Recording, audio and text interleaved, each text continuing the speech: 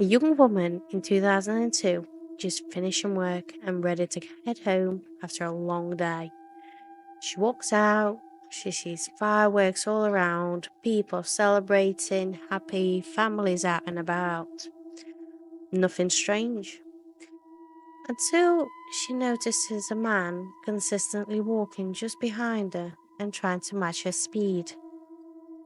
And when she gets near her home, she lunges herself towards the door and trying to get that key into the keyhole whilst the man is attacking her from behind. She's fought him back with all her might, scratching him, kicking him, and she managed to just get out of his grip and get inside her house. She calls her husband and police, all while this man is just standing outside her house, mocking her and laughing. Her heart is beating out of her chest. By the time her husband and police get there, this man is gone. Which she knew this man was definitely Jack the Ripper. Jack the Ripper of Beijing, who had been roaming streets and killing young women for over a decade at this point. It all started on May 26, 1988, when a young woman by the name of Bai, who was only 23 years old, had returned home at just 3 o'clock in the afternoon from her job at buying a non-ferrous metal company. She lived in staff accommodation that she shared with her family. Right before she went to sleep, she put music on and she fell asleep. And that is when the stranger took his opportunity and attacked Bai with all of his might and strength. He started to strangle Bai so she would not let out any sound as her brother was just next door. When Bai was rendered unconscious with the strangulation, he had stabbed her 26 times and had assayed her body post mortem. One of the most grueling things that later on police have found was the fact that this perpetrator didn't just murder Bai, he also took his time to look around her room. He took the album out with the family photographs and had a look at just everyone's lives that he had just ruined. One of the things that police were quite happy about was the fact that there were fingerprints, and a lot of them. So police were convinced that they would find their criminal in no time. But unfortunately, even though there was plenty of evidence to go on, nobody was ever found at time, and the case started to go cold until July 27th in 1994. A young girl, just 19 years old, by the name She, was found in her single room flat. She worked in buying power supply. She had also had her throat cut so deep that you could nearly see the bone and stabbed 36 times, and she also was essayed post-mortem. And even though there was 6 years difference between these two crimes, police didn't believe that this was still the same assailant, just down to the facts of what was done. And the fingerprints that they had found did also match later on. Also, at the times of these two murders, the cases had been given to, as what you would call, a rookie police officers, people that had just started work, that had absolutely no experience in the field whatsoever. So, of course, there was a lot of mistakes made. Crime scenes weren't saved as properly. There was a lot of evidence that could have been used, but it wasn't, saved properly. So, of course, at the end of it, they couldn't use it. And, the police departments were just not getting any financial support whatsoever towards what they actually needed. And then, of course, from 2, there goes the 3. It followed to the third murder on the March 28th, 1997. Her name was Lee, 21 years old. She was found in her apartment on Hondlon District, Bao Tao. She was actually not killed in Beijing. So this is the one and only victim that we know of, that Jack the Ripper of China had killed outside the Beijing. Of course, it was still brutal, and it sure made police officers question whether they actually wanted to do the job they were doing. And the brutality of it all still made them believe that this was the same person. Although she was murdered in a rather different way. She was found on her back in her bed, tied up with rope. A broom was stuffed into her mouth, and her body was half exposed, and there was bodily fluids left on back of her leg. Yet this time there was no cut into the throat and no stabbing involved. But police did believe, even then, that this was the same man. And of course, all the communities are talking. Young women are dying. It's going to raise some questions. Yet, police at the time were not letting out any statements to say that now they are on a search for a serial killer. They did not want to be shamed that they couldn't bring this man down, especially with the years difference already. Yet that will also backfire on them as well, because asking for help, there's nothing wrong with that, but this is China as well. This is 90s.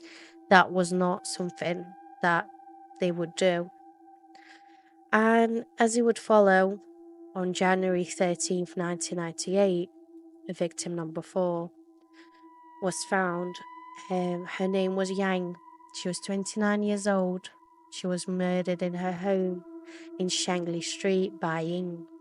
Her neck was also cut open to the bone, but her ear and her piece of top of her head had been cut off and missing. Her body was unfortunately not discovered until the 16th of January, so that also made police question whether something happened post, if they're missing something. And still, police were keeping a lot of details away from anyone. That serial killer is on the loose and nobody is safe. But not even a week later, after this discovery, they found another body on 19th of January in 1998 of a young woman by the name Deng, 27 years old. She was also found in her own home on Shuishuan Road, Beijing. Her neck was also cut open, her left nipple was bitten off, and flesh was removed about 30 centimeters by 24 centimeters from her back. And all of that was also missing, so they believe that he has been taking stuff as souvenirs with him now, as he was evolving as a serial killer. So this Jack, he's on the loose. He's doing whatever he wants. They have plenty of evidence, and yet no one to even look at. And of course, at this point, communities are on the edge. Police are terrified, and what their next step was is, because they couldn't pinpoint the criminal, they decided to look at every single man in Beijing and one by one bring in every single man that fitted description that they believed he could be. And of course, as you can imagine, that would take a very long time, because at that time there was over 1 million people in Beijing on its own.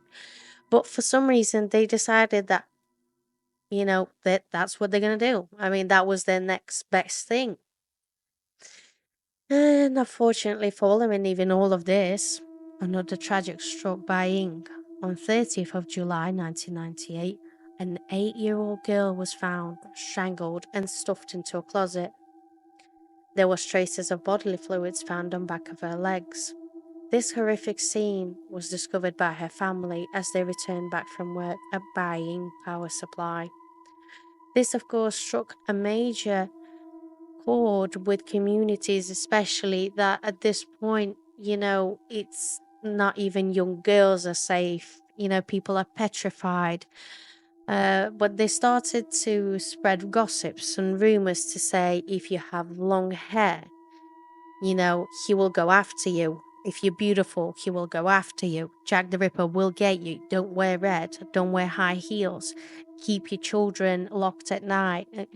As you can understand, it happens all around, and it's only normal for everybody to panic. But at the same time, still, police wasn't talking to anyone, and they weren't even putting anybody's minds at rest to even say that, we are looking at this, and we're doing everything we can. Yeah, they decided to keep their mouth quiet and carry on. But not even 5 months later, there was another victim discovered on November 30th, 1998, by the name of Kui, 23. She was also an employee of a Beiying fluoride salt factory. She was murdered in her apartment that was on Dongshan Road, Beiying. Her upper body was stabbed 22 times. Both of her breasts, hands, and genitals have been removed and were also missing. So, of course, same again. They know and they believe that this is Jack the Ripper. He's taken, he's mutilating, it's him. Yet they could never find any body parts that he had taken. So at least they believed that he had taken them with him to his house, and hopefully somebody else would eventually, as they would say, rat him out. And of course, these killings are getting more and more horrific. Police are at stalemate. They can't do anything. They have no suspect, but they do have evidence. They collected DNA evidence, DNA samples, but DNA technology wasn't advanced as it could have been at the time, as they did not have the finances to do it. So they knew that whoever this is at least knew somewhat of how to evade them and how to get away from them. And then later, only 2 years go by, and it seems like maybe he's gone, maybe he's moved on. But unfortunately, he did not. And on 20th of November 2000, another victim fit straight into serial killer's MO. Her name was Luo, 28 years old, an employee of Beiying Cotton Mill. She was killed inside her home. Her neck was cut open. Her hands and feet had been cut off and missing, just like rest of the times when the serial killer had decided to take souvenirs with him. She was essayed post-mortem as well. Unfortunately for everyone, the killer didn't just vanish as they had hoped. He just took a break. And this killing had reignited even more investigations, and at that point government did provide more funds for the police so they could employ more staff and use more resources. As funds flooded, police were able to get more experienced forces in to help them. They even had a serial killer profiler come out and help them find what they should actually be looking at when they are searching over other people. And what serial killer profiler did say to him that this killer is around late 30s to late 40s, not intimidating. He's going to make a woman feel at ease in his presence. He is likely short in height, probably known to be very quiet and shy in his family, but he either had sadistic sexual desires or driven by childhood trauma, developing into mass hatred towards women. So, of course, now police believed they were getting somewhere. They had a profile from a serial killer expert. And of course, you can imagine, you think, oh, this is it. Like, we are going to get a breakthrough. Like, this is going on for years and they still had nothing. They had plenty of evidence. I mean, I couldn't even imagine how frustrating that must have been for everybody involved. I mean, you would be crawling up the wall thinking, we've got all of this and we have nobody, absolutely nobody to compare it to. And people are still dying. One of the things they did know is that it belonged to a certain DNA group. That's as far as their technology went about DNA at the time as well, which is very unfortunate, but that is how it went. And then next victim was discovered on May 22nd, 2001. Her name was Leo, 27 years old. She was a nurse from a Baying district maternal and child health station. She was also murdered inside her house. She was stabbed 16 times and had been tied up. She was assayed post mortem.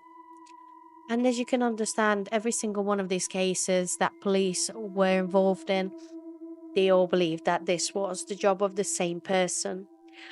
And, in China at the time, unfortunately, their laws did not say that you could turn around and say this is a serial killer unless you have undoubtable proof, which is, of course, right, but because they were quite limited with technology and resources and tools at the time, this made it a little bit harder for them to say, this is definitely the same person. But they were doing it the same at the time. Each time it was all compared each time. So as they were coming on one after another, they did put together what they could. And only one day of that murder, there was another murder. 23rd of May, of course.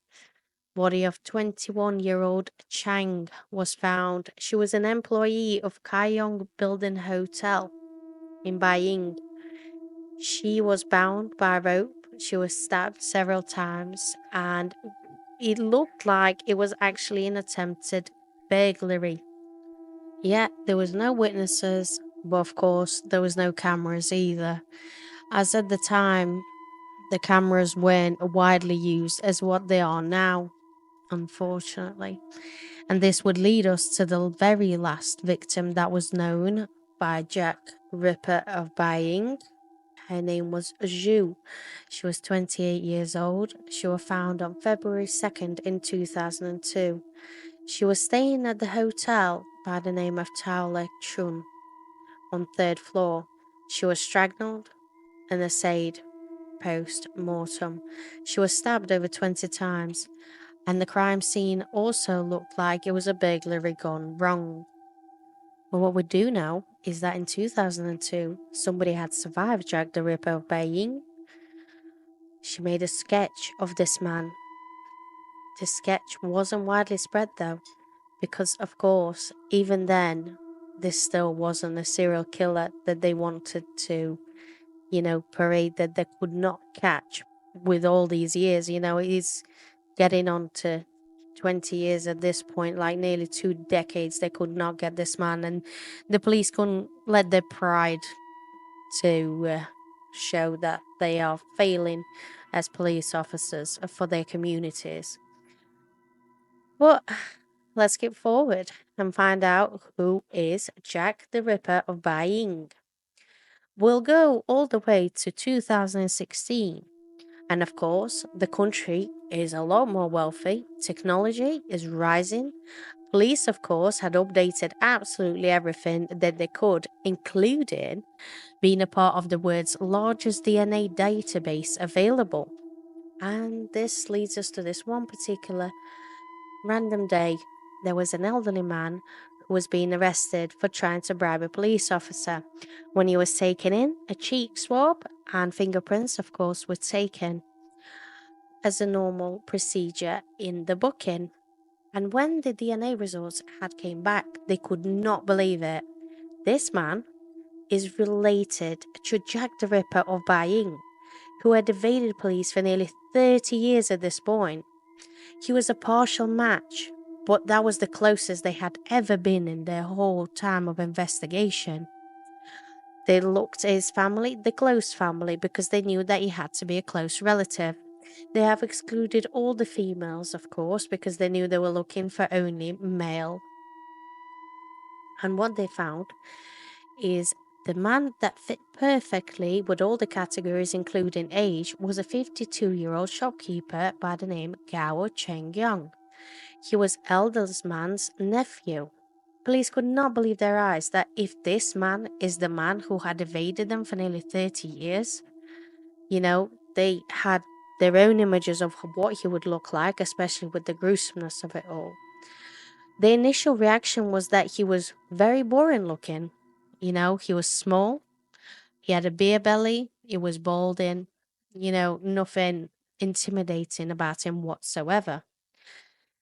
And, as we already know, as we've been through these episodes before, every serial killer knows how to blend in. You know, of course, they're going to hide their true colors, and they don't look like monsters that we would like for them to look like and what we imagine in our heads. So, when police officers realized that this was indeed the man that they were after, they sent two undercover police officers so that we would cause a less of a scene for the community members. When they entered the shop, Gower did notice handcuffs on the belt of a police officer, and he tried to run, but he didn't make it far. He didn't even make it past the front door. Later on in an interview, a security from the shop next door stated that Gower made quite a scene with his arrest, and he just thought maybe he isn't well. But he didn't realise that those two men weren't just random strangers, they were in fact police officers. Everybody around was shocked, including his wife of 30 years and his two adult children at the time. They all knew him to be quiet, rather unemotional man, but strongly family orientated. So let's find out more things about Gao that we can. He was born on November 10th, 1964, in the heart of Gansu province, China. He was growing up in a family that struggled with poverty. Gao's early life was likely shaped by difficult circumstances of post revolutionary China. Although specific details of his childhood are very little and scarce, to suggest that he had any trauma or any extraordinary abuse during his formative years. Gao's life seemed at first glance to follow a predictable path. As to many, he would either get high education or go straight into labour work. He did look after his father during all of his palliative care, and his neighbours stated that he seemed like a good son to his father and a dedicated son to a family also. They even stated that he would clean his father if he would soil himself, showing that indeed he had compassion of some sort towards others. But that can be imitated, as we all know, from all other serial killers we have covered here. Gower did try to go into higher education to become a pilot, but he had stated to his friends that due to his political stance, he was let go from the program. So, after which, he decided to go into labouring jobs. Then he met his wife, and they both worked whatever jobs were available at the time to make the ends meet. But in some places, such as Beijing, you had to have a visa to be able to stay longer than 3 days at a time. And him and his wife just didn't register at Beijing, and instead, they used the address from their hometown, which was Xinjiang, Yuzhong County. But when his wife got pregnant, she stayed with her family in hometown while Gao stayed in Beijing and commuted now and again to see his wife and children. His wife said he would sometimes be gone for days, and his wife just assumed that this was either for work or maybe he was in some dance halls that he really enjoyed. Either way, nothing seemed out of ordinary for anyone around. Yes, he was quiet, but that wasn't the reason to believe that he was capable of murder that everybody knew around that were happening. Um, his wife did say he was quite distant towards her and kids, but he provided well for them and she didn't see a problem in that. And by 2015, they had found an opportunity to take over a shop in Beijing, which they started to work in straight away. And of course, not even a year later, the arrest of Gaio had happened. And of course, police had to run a DNA test to make sure that Gao was actually, in fact, the person they were looking for all these years. And it was him. Of course, when it was all confirmed, they were allowed to start the interrogations. One of the first questions they asked was, did he know why he was brought in? And Gao stated that it was because he had killed some people. He did not mention who, he did not mention gender, just that it was just some people. And also, you gotta believe that at the time, there was some speculations that Chinese police may had forced an information onto Gao to get an unwilling confession out of him. But allegedly, after investigators had left the room, Gao tried to unalive himself by trying to smash his head into a chair repeatedly, but he was only left with a sore head and 3 stitches. So, after his visit to the nurse and being checked over by the doctor, he decided to talk. Gao told them all the information they already knew, and then he told them things they had no idea that had happened to these women also. He confessed to altogether of 11 murders, but he had absolutely no expression of empathy or any sort of feelings whatsoever. The only times detectives had seen any sort of remorse about anything was when he was talking about a murder of an 8-year-old girl. He also stated that his own son was 10 at the time when he had murdered her. Other than that, there was absolutely nothing, no other remorse, empathy towards the families or, anything. He was just nothing, like he was just empty. He's, one of the most things that detectives did remember is he said to the press, quote, he even mentioned specific times and dates and what they wore and what transpired at the time, end quote. This particular bit had terrified police because he had such a good recollection of everything that had happened, yet he was showing nothing to them whilst they was in the room. Because you've got to think, in China there is no restrictions on how long interrogation goes on for. They, if they wanted to, they could sit with him for 72 hours and they would make him talk if they wanted to, but they didn't have to.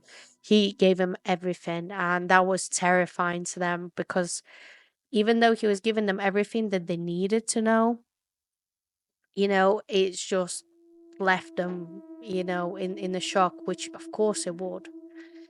But, one of the things that, according to Gao, was the fact that apparently he did not intend to kill, and the first murder was happened by mistake because he was going to bagel the girl and she caught him in the act and he just wanted to silence her. And according to him, it was very unintentional. But of course, we know what happened. She was stabbed, she was strangled, she was essayed. He took his time afterwards, so we know it was intentional. You can't turn around and say, I did it by accident. It didn't fly well with anyone when he was saying it. But he did say that this is when he felt this unimaginable bloodlust and he realized that he had fondness for mutilation. And he stated that the bodies that had, missing pieces and body parts were all thrown into Yellow River and that he didn't do anything with them. He just took them and decided to get rid of them because he knew that he can't bring them home or do anything with them. He said to police that he knew that they were getting very hot on his tail and he stopped killing for a bit. And he obeyed the law day to day life just to, make sure he's not going to get checked for fingerprints at any point because he knew that they had all this evidence against him, yet obviously they didn't have him on file at the time and this would give him what they were looking for. So he was obeying the law day to day unless he was going on to his murder spree. And he said he wasn't any type of genius of anything. You weren't using any crazy ways to try and evade the police. He just obeyed the law day to day and didn't get checked for fingerprints, basically. So when police actually asked him, why did he stop killing in 2002, Gao said that he realized he's getting old and unfit and he wasn't able to kill anyone anymore because of the incident that happened with the woman that had survived the attack at the beginning that we, spoke about. And he knew he could no longer overpower a woman and do what he wants anymore. And also, he said that, due to his kids growing and needing more things, he had to put his hobbies, as he said, aside, and do what's right for his family. I mean, wow. It's not like, like, he's saying like it's nothing, like it was just, a normal hobby, and he was just like, oh, yeah, well, I'll put that aside and we'll get some more work done. I mean, a horrible, horrible person. Absolutely horrible. But he never gave an actual answer or explanation to anyone to why he did it. There was, other than just him saying that apparently the burglary gone wrong, and this is when he discovered um, his enjoyment in murdering people. But usually they believe that there is more to serial killers than this, and he never apologized to family members of the victims. But when it came to the time of court, even though police had the right man, and you know, they weren't actually too happy about how long it took them. It took a massive hit on their pride, because they had to admit to everyone that they've been looking for this man for nearly 30 years. Like, one of the older police investigators spoke to press, and he said that he's embarrassed to say that he was under their noses all this time, and they concentrated on people that were registered residents of Baying, rather than looking at any, like, drifters, people that were going by, people that were just coming into work. But they use all their resources at the time to just look at the male residents and at the age group that they thought that he was at the time. And of course, obviously, that made everybody believe that maybe if they actually had better tools, better management in the police at the time, that maybe they could have saved a lot more people. But, at very least, at the end of the day, they were happy that they were able to bring him to justice. Gao stood his trial in March 2018 for 11 murders, burglaries, tampering with evidence, tampering with corpse, and SA. China's court has conviction rate of 99.96%. So, as you can imagine, there is pretty much no way that could be turned around, or, he, in everybody's eyes, they were like, if you're in here, you're guilty, basically. It did have a defense lawyer. His name was Zhou Jin, but he wasn't trying to get Gao out of the death penalty. He was there basically to make sure there was no accomplices, and nobody else was aware of his crimes and never came forward. Um, Gao did say that he was going to plead guilty anyway. Either way, he just knew that he's going to get a guilty sentence. So Gao pleaded guilty on 30th of March 2018, and he was sentenced to death penalty, which is very common in China still, even now. After his sentencing, Gao did bow 3 times to the families of the victims, and he even offered his organs for the donations, as he did not have any money for the compensations of the families. We are, of course, still unsure how that works, or if that's actually something that would have been considered. Or, it's actually very possible, because, the organ, donations and selling the organs has got quite a bit of money in it. And if they was to sell them, then the money would have been distributed between the families, but we don't know. Nobody knows if that's what they did or not. But Gao was executed on 3rd of January 2019. We don't know what type of execution was done. We don't know if it was a firing squad, if it was lethal injection, or what. But what we do know is that he's gone and he can't hurt anyone anymore. Thank you for staying with me this far. I hope you enjoyed this episode. And as always, please be safe. Make sure you know who people are that are around you. And thank you again for watching. I hope you liked it. Don't forget to like, subscribe, and comment.